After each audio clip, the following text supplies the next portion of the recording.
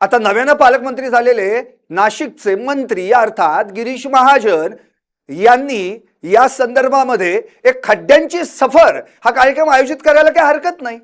असो, आता बातमी महादेव जानकरांची। जयंत पाटील साहेब हे सरकार आणण्यासाठी आमची चूक झाली असं वक्तव्य महादेव जानकरांनी केलं। लाडक्या बहिणी भिकारपती होतायत, करोडपती नाही असं देखील महादेव जानकरांनी म्हटलंय। येणाऱ्या विधानसभेत यांचं पानिपत केल्याशिवाय आम्ही स्वस्थ बसणार नाही असा इशारा जानकरांनी सांगलीत शक्तीपीठ महामार्गाच्या विरोधात झालेल्या मोर्चातून सरकारवर केला आहे।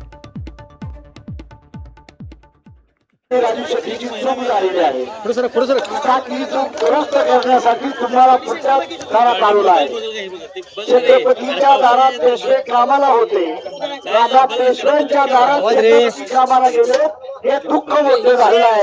हे कुठंतरी बदललं पाहिजे म्हणून साठी आज आम्ही सारी मंडळी एकत्र आलोय। बांधवांनो, माझी आपल्याला कळकळीची विनंती आहे, लाडक्या बहिणीच्या माध्यमातून हे लाडक्या बहिणीला 1,000च्या माध्यमातून हे केलं। आमच्या जाधवताईने मला चिठ्ठी दिली, लाडक्या दिदी काय लखपती झाल्या नाही, त्या बेकारपती व्हायच्या अवस्थेत झालेल्या आहे।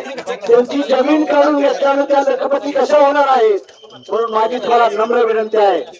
जालन्यामधल्या परभणीच्या लोकांनी विरोध केलाय, हिंगोलीच्या लोकांनी, लातूरच्या लोकांनी, सोलापूरच्या सांगली, सातारा सर्व तमाम लोकांचा विरोध आहे।